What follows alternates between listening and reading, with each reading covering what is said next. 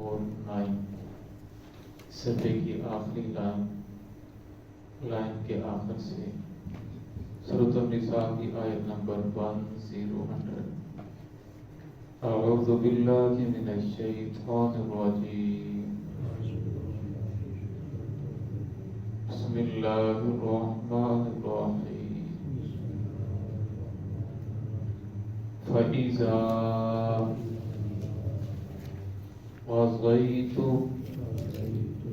الصلاة فاذكروا الله قياما وقعودا وعلى جنوبكم فإذا اطمأننتم فأقيموا الصلاة إن الصلاة كانت على المؤمنين كتابا موقوتا ولا تهنوا في ابتغاء القوم إن تكونوا تعلمون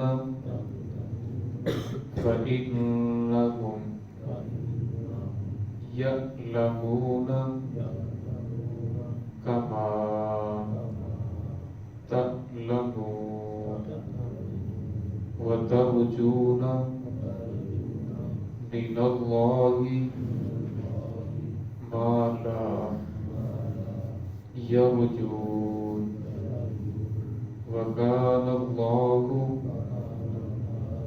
عليما حكيما. بسم الله الرحمن الرحيم فإذا قضيتم الصلاة فاذكروا الله قياما وقعودا وعلى جنوبكم فإذا اطمأننتم فأقيموا الصلاة إن الصلاة كانت على المؤمنين كتابا موقوتا ولا تهنوا في ابتغاء القوم إن تكونوا تعلمون فإنهم يعلمون كما تعلمون وترجون من الله ما لا يرجون وكان الله عليما حكيما. فَإِذَا قَضَيْتُمُ الصَّلَاةَ اور جب تم ادا کرو نماز کو فَاذْكُرُوا اللَّهَ ذکر کرو اللہ رب العزت کا قیاماً کھڑے ہونے کی حالت میں وقعوداً اور بیٹھنے کی حالت میں وعلی جنوبکم اور پہلو کے بل لیٹے ہوئے بھی اللہ کا ذکر کرو فَإِذَا اطْمَأْنَنْتُمْ فَأَقِیمُوا الصَّلَاةَ اور جب تم مطمئن ہو جاؤ اطمینان آ جائے تو نماز قائم کرو دستور کے مطابق ان الصلاۃ کانت علی المؤمنین بے شک نماز علی المؤمنین مومنوں پر کتاب موقوتا فرض کی گئی ہے موقوتا مقررہ وقت پر ولا تہنوا فی ابتغاء القوم اور نہ سستی کرو قوم کے تلاش کرنے میں ان تکونوا تعلمون اگر تمہیں زخم پہنچے ہیں فإنکم یعلمون تو انہیں بھی زخم پہنچے ہیں کما تعلمون جیسا کہ تمہیں پہنچے ہیں وترجون من اللہ ما لا یرجون اور تم امید رکھتے ہو اللہ تعالیٰ سے یعنی ایمان کی وَلَمْوَالَا يَرْجُونَ لیکن وہ امید نہیں رکھتے وَكَانَ اللَّهُ عَلِيمًا حَكِيمًا اللہ رب العزت جاننے والے حکمت والے ہیں. اس آیت کے اندر اللہ رب العزت نے نماز قائم کرنے کے بعد ذکر کرنے کا فرمایا کہ جب تم نماز قائم کرو تو نماز کے بعد ذکر کرو. اب اللہ رب العزت نے نماز کے بعد حدیث پاک میں آتا ہے فرض نماز کے بعد قبولیت کا وقت ہے. اسی طرح جمعوں کے دو خطبوں کے درمیان قبولیت کا وقت ہے. عصر کی نماز کے بعد مغرب سے کچھ دیر پہلے یہ قبولیت کا وقت ہے. اسی طرح تہجد کا جو وقت ہے یہ قبولیت کا وقت ہے. ان اوقات کے اندر اگر آپ ذکر کرو گے، دعا کرو گے، قرآن پاک کی تلاوت کرو گے، جو بھی کرو گے تو اس کا اجر بڑھ جاتا ہے، اس کی قبولیت کے زیادہ چانس ہیں۔ حضرت فاطمہ الزہرا رضی اللہ تعالیٰ چکی چلانے کی وجہ سے ہاتھوں کے اندر چھالے پڑ گئے اور جس سے پانی بہتا تھا، اور باہر سے مشق پانی کی بھر کر لانے کی وجہ سے سینے کے اوپر وہ مشق کے نشان بن گئے، کپڑے میلے کچالے رہتے تھے۔ حضرت علی رضی اللہ عنہ فرمایا کہ میں آپ کو ایک مشورہ دیتا ہوں، آپ کے بابا کے پاس غلام آئے ہیں، لوڑیاں آئی ہیں، وہاں جائیں اور جا کر عرض کریں کہ مجھے بھی کوئی غلام دے دیں۔ فاطمہ الزہرا رضی اللہ عنہ جب وہاں پہنچی تو وہاں رش کی وجہ سے وہاں نہ گئی، گھر چلی گئی۔ حضرت عائشہ کو بتایا، عائشہ رضی اللہ عنہ فرمایا کہ جب رسول صلی اللہ علیہ وسلم آئیں گے تو میں آپ کا ضرور پیغام پہنچا دوں گی۔ وسلم تو گھر تشریف لائے، رات کا دیر کے وقت آئے تو سردی کا موسم تھا۔ انہوں نے بتایا کہ آج فاطمہ الزہرا رضی اللہ تعالیٰ عنہ درس کے لیے آئی تھی، تو آپ صلی اللہ علیہ وسلم خود گھر تشریف لے گئے۔ حضرت علی رضی اللہ عنہ فرماتے ہیں میرے اور فاطمہ کے پاس صرف ایک رضائی تھی، تو ہم اس رضائی کے اندر لیٹے ہوئے تھے۔ رسول صلی اللہ علیہ وسلم جب گھر تشریف لائے تو ہم اٹھ کر بیٹھنے لگے تو آقا نے فرمایا نہیں بیٹھ جاؤ، ہم پھر بھی اٹھ کر بیٹھ گئے تو آپ صلی اللہ علیہ وسلم بھی بیٹھے اور آپ صلی اللہ علیہ وسلم نے اپنے پاؤں ہمارے لحاف کے اندر یعنی رضائی کے اندر دے دیے، سردی تھی۔ پھر آپ صلی اللہ علیہ وسلم نے فرمایا میری لفظ جگر مجھے پتا چلا تھا کہ آج تو آئی تھی لونڈی لینے کے لیے یا غلام لینے کے لیے، کیا میں آپ کو غلام سے بہتر چیز نہ بتاؤں؟ فرمایا یا رسول اللہ ضرور بتا دیجیے۔ تو آپ نے فرمایا کہ رات کو سونے سے پہلے 33 مرتبہ سبحان اللہ، 33 مرتبہ الحمدللہ اور 34 مرتبہ اللہ اکبر پڑھ لیا کرو، یہ غلام سے بہتر ہے۔ فرمایا یا رسول اللہ مجھے خوشی سے قبول ہے، غلام سے بہتر مجھے یہی ہے کہ میں یہی ذکر کیا کروں۔ اسی طرح بخاری شریف کی روایت ہے، کچھ صحابہ کرام جو غربا تھے وہ آپ صلی اللہ علیہ وسلم کے پاس جمع ہو کر کے یا رسول اللہ نماز ہم بھی پڑھتے ہیں، یہ بھی پڑھتے ہیں، جو مالدار ہیں وہ بھی پڑھتے ہیں، روزے ہم بھی رکھتے ہیں، یہ بھی رکھتے ہیں، لیکن یہ زکوٰۃ ادا کرتے ہیں، یہ صدقات کرتے ہیں، یہ مساجد کے اوپر خرچ کرتے ہیں، مدارس کے اوپر غربا میں تقسیم کرتے ہیں، لیکن ہمارے پاس تو اتنا مال نہیں ہے، یہ تو نیکیوں میں ہم سے آگے بڑھ گئے۔ تو آپ صلی اللہ علیہ وسلم نے فرمایا میں آپ کو ایک ایسا عمل بتاتا ہوں کہ آپ بھی ان کے برابر ہو جاؤ گے۔ آپ صلی اللہ علیہ وسلم نے فرمایا کہ ہر نماز کے بعد 33 مرتبہ سبحان اللہ، 33 مرتبہ الحمدللہ اور 34 مرتبہ اللہ اکبر پڑھ لیا کرو۔ فرمایا آپ ان کے برابر ہو جاؤ گے۔ تو انہوں نے پڑھنا شروع کر دیا۔ جب مالدار صحابہ کو پتہ چلا کہ یہ کچھ بیٹھ کر پڑھتے ہیں، اب انہوں نے بھی ان کو پڑھنا شروع کر دیا، تو یہ لوگ پھر آپ صلی اللہ علیہ وسلم کے پاس آئے، یا رسول اللہ انہوں نے بھی پڑھنا شروع کر دیا، وہ تو پھر نیکیوں میں ہم سے آگے بڑھ گئے۔ تو آپ صلی اللہ علیہ وسلم نے فرمایا ذالک فضل اللہ یؤتیہ من یشاء، یہ اللہ کا فضل ہے، اللہ رب جسے چاہتے ہیں عطا فرماتے ہیں۔ تو اس لیے انسان کو کوشش کرنی چاہیے کہ روایت کے اندر آتا ہے صلی اللہ علیہ وسلم نے فرمایا کہ دو کام ایسے ہیں جو ہیں بہت آسان لیکن کرنے والے بہت تھوڑے ہیں۔ آپ صلی اللہ علیہ وسلم نے فرمایا کہ ہر نماز کے بعد یہی 33 مرتبہ تسبیحات اور اسی طرح سونے کے وقت۔ صحابہ نے فرمایا یا رسول اللہ یہ تو ہم میں سے ہر شخص کر سکتا ہے، یہ تو کوئی مشکل نہیں ہے۔ آپ صلی اللہ علیہ وسلم نے فرمایا کہ نہیں، جب تم نماز پڑھ کے فارغ ہوگے تو شیطان دل کے اندر بات ڈالے گا تو نے فلاں کام بھی کرنا ہے، تو نے فلاں کو ملنا ہے، تو نے فلاں جگہ جانا ہے۔ فرمایا پھر بھی تم تسبیح نہیں کر سکو گے، جلدی چلے جاؤ گے اور رات کو بھی اچھا پڑھتا ہوں اسی طرح سو جاؤ گے۔ تو اس لیے انسان کو کوشش کرنی چاہیے، یہ رات کی تسبیح سے تسبیح فاطمہ کہا جاتا ہے، ویسے یہ ہر ایک کے لیے خاص ہے، ہر ایک کے ساتھ عام ہے، ہر ایک پڑھ سکتا ہے۔ اسی طرح ایک روایت کے اندر آتا ہے کہ جو شخص فرض نماز کے بعد چوتھا کلمہ ایک مرتبہ پڑھے، تسبیحات کے بعد ایک مرتبہ لا الہ الا اللہ وحدہ لا شریک لہ لہ الملک ولہ الحمد یحیی ویمیت وہو علی کل شیء قدیر، یا آگے ابدا ابدا وہ بھی آتا ہے۔ تو فرمایا ایک مرتبہ پڑھ لے، اللہ رب العزت اس کے گناہوں کو معاف کر دیتے ہیں اگرچہ سمندر کی جھاگ کے برابر ہو۔ تو اس لیے انسان کو کوشش کرنی ہے۔ ایک روایت کے اندر آتا ہے کہ جو شخص ہر نماز کے بعد آیت الکرسی پڑھے، ایک مرتبہ آیت الکرسی پڑھے، فرمایا اس کے اور موت کے درمیان، اس قبر جنت کے درمیان صرف موت حائل ہے، مرے گا تو سیدھا جنت کے اندر چلا جائے گا۔ علی رضی اللہ عنہ روایت ہے، رسول صلی اللہ علیہ وسلم کی روایت ہے۔ اب انسان کو کوشش کرنی چاہیے کہ ہر نماز کے بعد کتنا وقت لگتا ہے، تھوڑا سا وقت لگتا ہے، اگر آیت الکرسی پڑھ لی جائے تو فرمایا اس کی اور جنت کے درمیان صرف موت حائل ہے، مرے گا تو سیدھا بغیر حساب کتاب کے اللہ رب العزت جنت کے اندر داخلہ عطا فرمائے۔ اسی طرح فرض نماز کے بعد ایک مرتبہ اللہ اکبر پڑھی، اس کے بعد 3 مرتبہ استغفر اللہ استغفر اللہ یا استغفر اللہ الذی لا الہ الا هو القیوم واتوب الیہ یا استغفر اللہ ربی من کل ذنب واتوب الیہ، صرف استغفر اللہ۔ پھر اس کے بعد اللہم انت السلام و منک السلام تبارکت یا ذی الجلال والاکرام۔ پھر اس کے بعد اللہ رب العزت آپ کو جو بھی حسب توفیق دعا عطا فرمائے وہ پڑھنی چاہیے۔ حدیث پاک بہت ساری فرمایا یہ قبولیت کا وقت ہے۔ اسی طرح حدیث پاک کے اندر آتا ہے کہ جو انسان فجر کی نماز پڑھے، فجر کی نماز پڑھنے کے بعد پھر وہ ذکر اذکار کے اندر مشغول رہا اور پھر فرمایا کہ اشراق کا وقت ہو گیا تو اس انسان نے 2 رکعت نفل پڑھتا ہے، اشراق کے 2 نفل پڑھتا ہے، فرمایا اللہ رب العزت اس آدمی کو حج عمرے کا ثواب عطا فرماتے ہیں۔ پھر آپ نے فرمایا تامتن تامتن تامتن، یعنی پورے حج اور عمرے کا اللہ رب ثواب عطا فرماتے ہیں۔ تو اس کے بارے میں مسئلہ یہ ہے کہ اگر کوئی انسان مسجد کے اندر اس کے لیے بیٹھنا مشکل ہے، کاروبار ہے، کسی آگے پیچھے جانا ہے، تو ضروری نہیں کہ وہ مسجد کے اندر ہی پڑھے، گھر جا کر بھی پڑھ سکتا ہے، دکان میں بھی پڑھ سکتا ہے، اپنے آفس میں بھی پڑھ سکتا ہے، جہاں بھی ہو۔ فرمایا جب فجر کی نماز کا جو آج کل ٹائم ختم ہو رہا ہے، تقریباً 19 پہ ختم ہو رہا ہے، 19 منٹ پہ ختم ہو رہا ہے، اس کے 12 منٹ کے بعد جو ہے اشراق کا ٹائم شروع ہو جائے گا۔ اب آپ جہاں کہیں بھی ہوں، اس کے بعد 2 رکعت نفل پڑھ لیں گے تو آپ کو حج عمرے کا ثواب ملے گا۔ لیکن یہ ہے کہ یہ جو درمیان کے اندر 12-15 منٹ ہے، آپ ذکر کے اندر مشغول رہیں، ایک کام کے اندر کسی کو سیکھنا سکھانا یا کوئی اچھی بات کے اندر، دنیاوی باتوں کے اندر مشغول نہ ہو جائیں، اور پھر اس کے بعد آپ نفل پڑھیں گے تو اللہ رب العزت آپ کو جو حج عمرے کا ثواب عطا فرمائیں گے۔ اگر آپ مسجد کے اندر ہی بیٹھتے ہیں تو پھر تو کیا ہی بات ہے، بہت ہی اچھا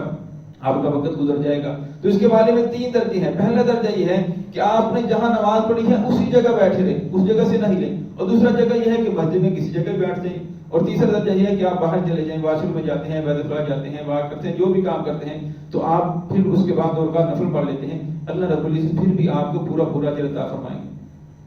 تو فرمایا اللہ رب العزت نے آیات کے اندر فَإِذَا قَضَيْتُمُ الصَّلَاةَ، فرمایا جب تم نماز کو ادا کرو، فَاذْكُرُوا اللَّهَ، تو اللہ رب العزت کا ذکر کرو، قیاماً کھڑے ہونے کی حالت میں، وقعوداً بیٹھنے کی حالت میں، وَعَلَىٰ جُنُوبِكُمْ اور پہلو کے بل لیٹنے کی حالت میں۔ اب اللہ رب العزت نے یہ نہیں فرمایا کہ آپ نے اسی جگہ بیٹھ کے ذکر کرنا ہے، آپ نے کھڑے ہو کر کرنا ہے، اور آپ نے لیٹ کر نہیں کرنا۔ اللہ رب العزت آسانی عطا فرما دی، جس حالت کے اندر بھی تم ذکر کرو گے اللہ رب العزت قبول فرمائیں گے، حتیٰ کہ فرمایا تم بغیر وضو کا بھی ذکر کرو گے، فرمایا اللہ رب العزت تب بھی قبول فرمائیں گے۔ آپ صلی اللہ علیہ وسلم اتنی زیادہ مشغولیت تھی، لوگوں کو دین کی طرف بلانا، مسائل بیان کرنا، لوگوں کے پیچھے جانا، لیکن پھر بھی آپ صلی اللہ علیہ وسلم وقت نکال کر ذکر کرتے تھے۔ فرمایا سب سے افضل ذکر قرآن پاک ہے، قرآن پاک کی تلاوت کرنا یہ سب سے افضل ذکر ہے۔ یہ جو ہم 10-15 منٹ بیٹھ کر مسائل سیکھتے ہیں یا پڑھتے ہیں، فرمایا اس کا اجر بہت زیادہ ہے۔ حدیث پاک میں آتا ہے ایک آدمی قرآن پاک کی 1 آیت سیکھتا ہے اور دوسرا آدمی 100 رکعت بعد نفل پڑھتا ہے، فرمایا 1 آیت سیکھنے والے کا اجر زیادہ ہے، اس سے بہتر ہے۔ اور ایک آدمی دین کا ایک باب سیکھتا ہے، ایک مسئلہ سیکھ لیتا ہے، وضو کا طریقہ کیا ہے، غسل کا طریقہ کیا ہے، نماز پڑھنے کا طریقہ کیا ہے، یا کوئی بھی ایک مسئلہ سیکھتا ہے، اور دوسرا آدمی 1000 رکعت بعد نفل پڑھتا ہے، اب فرمایا یہ مسئلہ سیکھنے والا، دین کا باب سیکھنے والا مجھ سے افضل ہے۔ تو اب فرمایا اس کے اندر بیٹھ کر جو ہم تھوڑے بہت جو مسائل سیکھتے ہیں اس کا بہت بڑا اجر ہے۔ تو آپ صلی اللہ علیہ وسلم نے فرمایا کہ انسان جو بھی کام کرتا ہے اس کے اندر اگر نیت شامل ہو جائے کہ میں رسول اللہ صلی اللہ علیہ وسلم کے طریقے کے مطابق کروں گا، فرمایا انسان کا ہر جو کام ہے وہ نیک عمل بن جاتا ہے۔ تو اس کے اندر بھی آپ صلی اللہ علیہ وسلم نے فرمایا کہ جس قرآن پاک کے اندر اللہ نے فرمایا کہ جس حالت کے اندر بھی تم ذکر کرو گے اللہ رب العزت قبول فرمائیں گے، حتیٰ کہ عورتوں نے جن دنوں کے اندر نماز نہیں پڑھنی ہوتی، فرمایا ان کے لیے وہ ذکر کر سکتی ہیں، درود پاک پڑھ سکتی ہیں، صرف قرآن پاک پڑھنے سے منع ہے، نماز پڑھنے سے منع ہے، باقی وہ ذکر کر سکتی ہیں۔ فرمایا جن اوقات کے اندر انہیں نماز پڑھنی ہوتی ہے انہیں چاہیے کہ ان اوقات کے اندر وہ ذکر کو زیادہ کریں۔ اور فرمایا ذکر سے اللہ رب العزت کا دھیان نصیب ہوتا ہے، ذکر کرنے کی وجہ سے اللہ رب العزت رزق کے اندر برکت عطا فرماتے ہیں، پریشانی کو ختم کر دیتے ہیں، اصل دل کو قوت، ایمانی قوت نصیب ہوتی ہے، دل کی جو انسان کے اندر جھنجھوڑ ہے، پریشانیاں ہیں وہ ختم ہو جاتی ہیں۔ تو اللہ رب العزت فَإِذَا اطْمَأْنَنْتُمْ، اور فرمایا جب تم مطمئن ہو جاؤ، یہ تو اس وقت ہے نا کہ اگر آپ کسی پیچھے مسئلہ بیان ہوئے کہ اگر آپ سفر کے اندر ہیں یا دشمن کا خوف ہے، تو یہاں فرمایا جب تم مطمئن ہو جاؤ فَأَقِیمُوا الصَّلَاةَ، پھر دستور کے مطابق نماز قائم کرو جو اللہ رب العزت نے وقت مقرر کیا ہے۔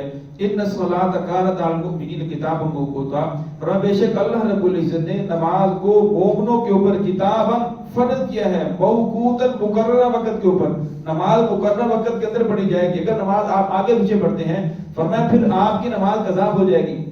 سوشل میڈیا کے اوپر مختلف قسم کے آپ کو لوگ ملیں گے جو کہتے ہیں کہ نماز کو فلاں وقت میں پڑھ لی جائے۔ ایک روایت ہے جس کو لے کر وہ آگے بیان کی جاتا ہے، حضرت ابن عباس رضی اللہ عنہ کی روایت ہے کہ انہوں نے فرمایا کہ آپ صلی اللہ علیہ وسلم 2 نمازوں کو جمع کر لیتے تھے، ظہر کو اور عصر کو، اور اسی طرح مغرب اور عشاء کو۔ اب باقی جو ذخیرہ احادیث ہے قرآن پاک کی آیات، اس سے ثابت ہوتا ہے کہ آپ صلی اللہ علیہ وسلم نے حج کے موقع کے علاوہ کسی جگہ نمازوں کو جمع نہیں فرمایا۔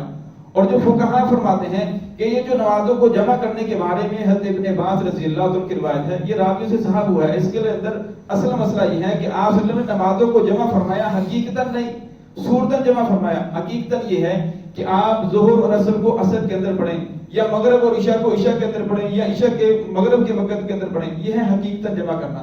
صورتاً جمع کرنا یہ ہے کہ آپ نے ظہر کی نماز کو مؤخر کیا، بارش ہو رہی ہے یا آپ سفر پر جا رہے ہیں تو آپ کو پتہ ہے ابھی گاڑی روکوں گا، پھر نماز پڑھوں گا، پھر روکوں گا، مجھے وقت زیادہ لگے گا، تو آپ ظہر کی نماز کو مؤخر کرتے ہیں. اب عصر کا نماز کا ٹائم شروع ہو رہا ہے مثال کے طور پر 4 بجے، تو آپ 3:45 رکتے ہیں یا 50 منٹ پہ رکتے ہیں، ظہر کی نماز پڑھتے ہیں، پھر تھوڑی دیر کے بعد عصر کا وقت شروع ہو جائے گا، پھر ساتھ ہی آپ نے عصر کی نماز پڑھ لی، ظہر کو آخری وقت میں پڑھا، عصر کو اول وقت کے اندر پڑھا. فرمایا یہ صورتاً جمع کرنا ہے. فرمایا اگر اس روایت کو اس کے اوپر محمول کیا جائے کہ آپ صلی اللہ علیہ وسلم نے صورتاً جمع کیا ہے، فرمایا پھر کوئی اختلاف نہیں ہے. اگر آپ حقیقتاً جمع کرتے ہیں، جس طرح آج کل کچھ لوگ ہیں ظہر کے وقت کے اندر ہی ظہر عصر کو پڑھ لیتے ہیں اور مغرب کی پڑھنے آتے ہیں، مغرب عشاء کی اکٹھی پڑھ کے چلے جاتے ہیں. حالانکہ حضرت جبرائیل علیہ السلام نے پہلے دن تشریف لائے تو نمازوں کو اول وقت کے اندر پڑھایا، دوسرے دن تشریف لائے تو نمازوں کو آخری وقت کے اندر پڑھایا. پھر فرمایا یا رسول اللہ ان دونوں نمازوں کے درمیان کے اندر جو وقت ہے یہ ہر نماز کا وقت ہے، ہر نماز کا وقت کو مقرر کیا. اب قرآن پاک کی آیت بھی ہے ان الصلاۃ کانت علی المؤمنین کتابا موقوتا، نماز تمہارے اوپر فرض کی ہے مقررہ وقت کے اندر. اب بخاری شریف کی 2 روایتیں ایسی ہیں جس کے اوپر عمل نہیں کیا جاتا. ایک روایت یہ ہے کہ اگر کوئی انسان 3 مرتبہ شراب پیے، 4تھی مرتبہ اگر شراب پیے تو اسے قتل کر دیا جائے گا، اس گردن کو اتار دیا جائے گا. اس کو تو کوئی بھی عمل نہیں کر رہا. لیکن یہ جو روایت ہے جس کے اندر ابن عباس رضی اللہ عنہ فرماتے ہیں کہ نمازوں کو جمع کر لیا جائے گا، تو ہر انسان اپنی فائدے کے لیے اسے دلیل بنا کر عمل کر رہا ہے. حالانکہ مسئلہ یہ ہے اگر قرآن اور حدیث کا تعارض ہو جائے، مثلا حدیث کے اندر کچھ بیان ہو رہا ہے اور قرآن پاک کے اندر کچھ بیان ہو رہا ہے، تو اسے تطبیق دینے کی کوشش کی جائے گی. تطبیق دینے کی صورت یہ ہے کہ ہم اسے حقیقت پر محمول نہ کریں بلکہ صورت کریں کہ صورت جمع کرنا ٹھیک ہے. لیکن فرمایا پھر بھی اگر کوئی صورت حدیث کی کوئی صورت نہیں نکل رہی ان کے تعارض کو ختم کرنے کی، فرمایا پھر حدیث کو چھوڑ دیا جائے گا، قرآن پاک کے اوپر عمل کیا جائے گا. اب قرآن پاک کے اندر ہے کہ نمازوں کو اپنے وقت کے اندر مقرر کر دیا جائے. امام بخاری رحمۃ اللہ علیہ کے معنی شکل بہت اعلیٰ درجے کے محدث امام ترمذی رحمۃ اللہ علیہ نے اپنی کتاب کے اندر نقل کیا. فرمایا 2 شخص 2 نمازوں کو ایک وقت کے اندر جمع کرے، فرمایا وہ کبیرہ گناہوں کے دروازوں میں سے ایک دروازے کے اوپر پہنچ گیا. اب دیکھو ایک طرف کبیرہ گناہ ہے اور ایک طرف ثواب ہے، فرمایا یہ دونوں جمع تو نہیں ہو سکتے. اس لیے فرمایا جو ابن عباس رضی اللہ عنہ کی روایت ہے اسے چھوڑ دیا جائے گا یا ہم اسے صورتاً معمول کریں گے کہ صورتاً 2 نمازوں کو جمع کرنا ٹھیک ہے، حقیقتاً جمع کرنا ٹھیک نہیں ہے. اگر آپ صورتاً جمع کرتے ہیں تو پھر کسی کو کوئی اختلاف نہیں ہے، اگر آپ حقیقت جمع کرتے ہیں تو پھر قرآن پاک کے ساتھ آپ کا اختلاف آئے گا، باقی بھی جتنی احادیث ہیں ان کے ساتھ آپ کا اختلاف لازم آئے گا. اور فرمایا ایک خبر کی وجہ سے، ایک حدیث کی وجہ سے آپ باقی ساری حدیثوں کو چھوڑ دیں، قرآن پاک کو چھوڑ دیں. فرمایا ایسا کرنا ٹھیک نہیں ہے بلکہ نمازوں کو اپنے وقت کے اندر ہی پڑھنا چاہیے. ان الصلاۃ کانت علی المؤمنین کتابا موقوتا، اللہ رب فرماتے ہیں بے شک نماز مومنوں کے اوپر کتاباً فرض کی گئی ہے، موقوتاً اپنے مقررہ وقت کے اندر. ولا تہنوا، اور فرمایا سستی نہ کرو، فی ابتغاء القوم، دشمن قوم کو تلاش کرنے میں. ان تکونوا تعلمون فانهم یعلمون کما تعلمون، فرمایا جس طرح تمہیں زخم پہنچے ہیں، تمہیں تکلیفیں پہنچی ہیں، فرمایا تم نے دشمنوں کو بھی تکلیفیں پہنچائی ہیں، وہ بھی زخمی ہیں، وہ بھی زخمی حالت کے اندر ہیں.